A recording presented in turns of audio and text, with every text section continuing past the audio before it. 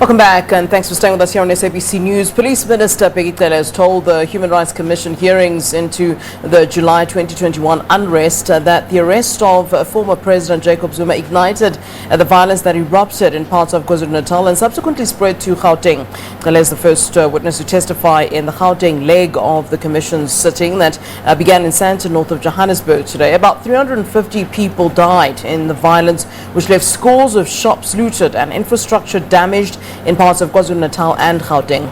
Cele told the Commission he never received any intelligence report on the impending violent threats. When the Constitutional Court took decision that he's going to be incarcerated, that was clear.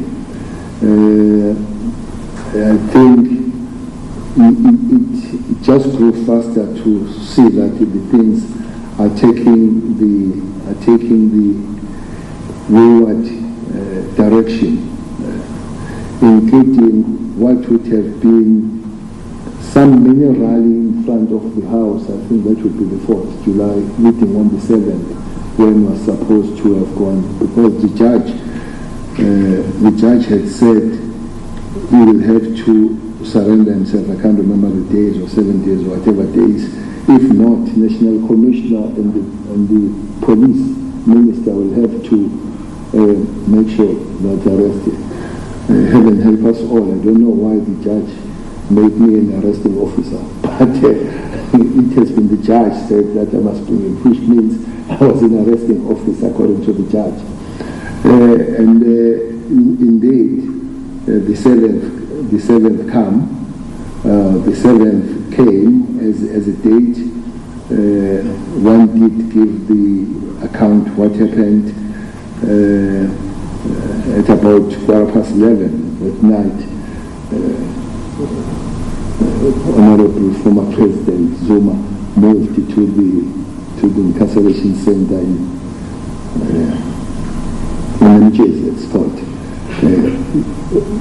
But if you were there, you were around all those things, you could see that was a beginning of it. It was not end. Something was still coming. Maybe one was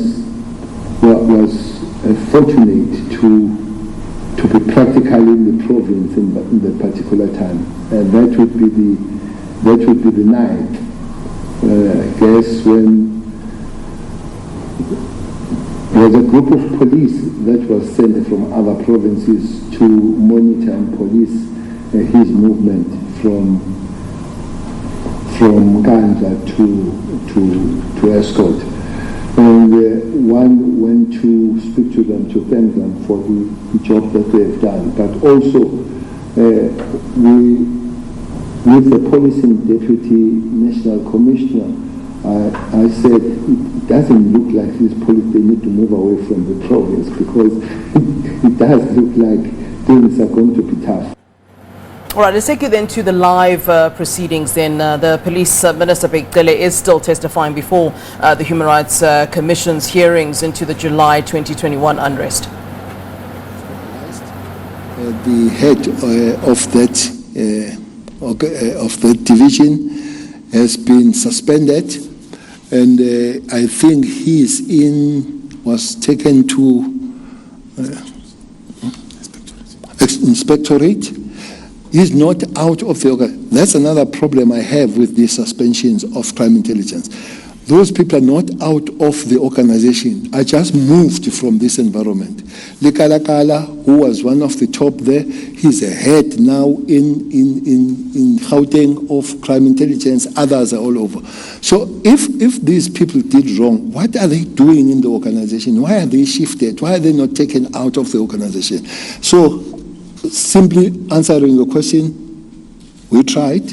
We put a person that is permanent there, and unfortunately it's destabilized again.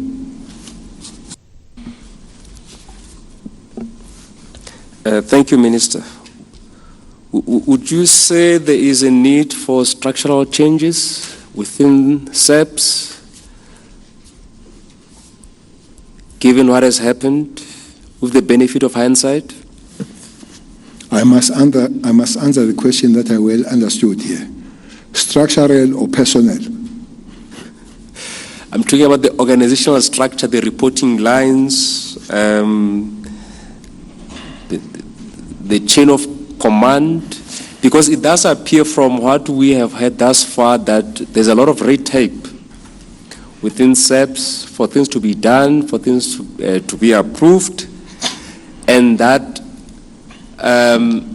hinders SABC to be more flexible and more responsive to current policing demands in the country. Yeah, I agree that the structure will have to be flattened a little bit. There is a lot of red tape. For instance, in the police, you have a national commissioner, you have a deputy national commissioner, you have a divisional commissioner, we have a head of the division besides the divisional commissioner, and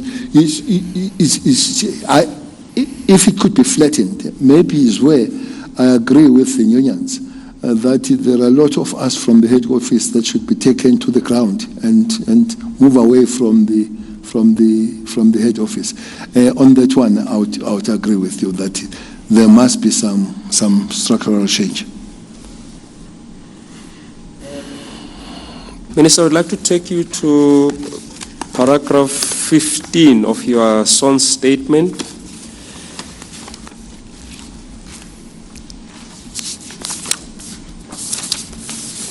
where it is stated that all the departments reporting to the office of the minister are responsible to submit regular reports and brief. Come again. All the departments reporting to the office of the Minister of Police are responsible to submit regular reports and brief the latter on all matters and crimes and incidents.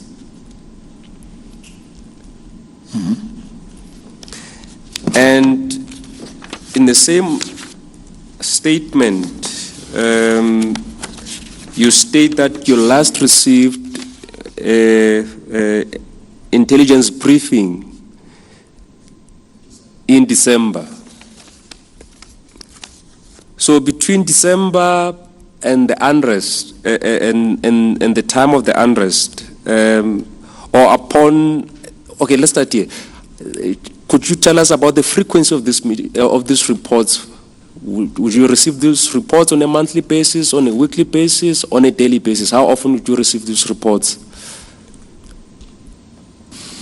Sorry, are these the crime intelligence reports specifically? No, reports, because here it says all departments. Maybe we should start there to clarify. When you say all departments, which departments are you referring to? I had police, IPID, Secretariat, and SIRA. Okay.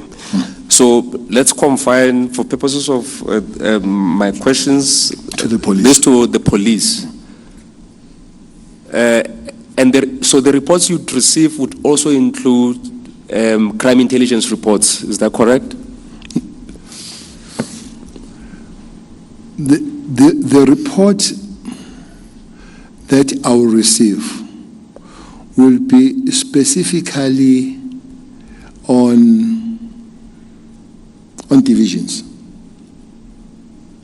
For instance, I think monthly what I will receive, or bi-monthly, it's a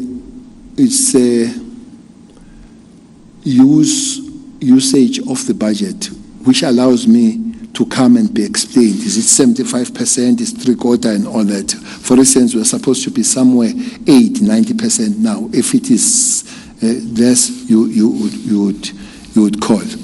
That's that. You will report, you will have one thing that I receive, it's a personnel. For instance, how many people are leaving, and to sign them, leaving the organization and all that. That will be from the police. But when it comes to this division, I have not received. I last received that report while the head of the division was still there. And what did you do about it? Because prior to that, you were receiving regular reports, and that stopped. What did you do as the minister? Well, I've raised it with the people working there. Especially, it would be the deputy national minister responsible for intelligence. That would be General Mfazi. As Mahmoud Kam, that will be that. I've raised it even frequently with the present DNC, Deputy National Commissioner responsible. And you've never raised this with the accounting officer, that is the National Commissioner? Well, the National Commissioner would know that I don't receive these things, because if I do, I would receive them from him. Yeah. I'll move on to now take you to the events. But to answer direct, it has been raised that I last, even with him, that I last received this on December 2020. Yeah. Minister, I will now take you to the events, the unsavory events in Phoenix. And start off by asking you about your views on the role that was played by security companies. As the minister that also oversees the private security regulatory authority,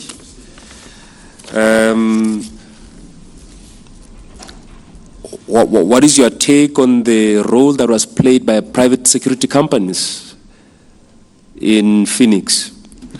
On the first day,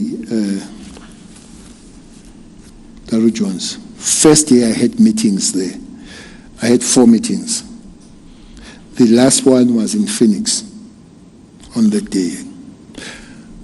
This question was raised on the spot. I phoned Untate Chauke, who's the CEO of SIRA, on the spot when I heard that, for him to take over the matter of SIRA. By the time I finished the meeting, his representative was already in the meeting, first meeting in Phoenix. So if you ask me what did I do, exactly that's what I did. Are you aware of any incidents of racial profiling that involved the private security companies? Well, that's a point I've made even before now. I've said when I was there for the first time at the police station, I refused to identify this issue as a racial issue until I went and I listened to the communities. And the communities were not only talking about the security companies. Unfortunately, many roadblocks illegal there were manned by security companies. So automatically, that would have been them that were racial profiling people. People said there was one reason that they were stopped. There was one sin they had, is that they were black.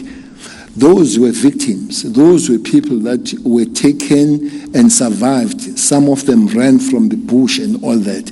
So I could not have then begin to be convinced that there was a big racial element on the matter.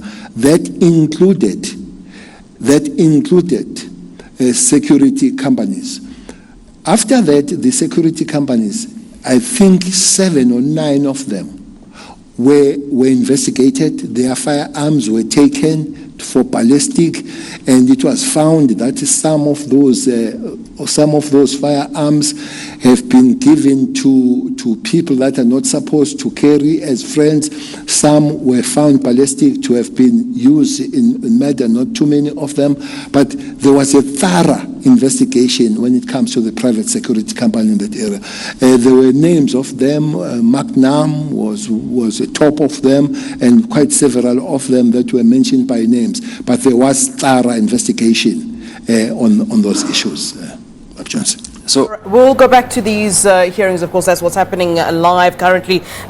Minister Bheki Cele talking about the red tape in the police force and saying that there should be structural changes that is needed. Also some talk about Phoenix, which was quite the big issue, if you remember last year. Even though this is the Gauteng leg of those hearings, there is conversation currently about the role of private security companies in Phoenix during that time and what was then called the Phoenix Massacre. So no doubt we'll continue to hear more on this, and we'll certainly take you back to that. But for now, though, let's take a look at your headlines. It is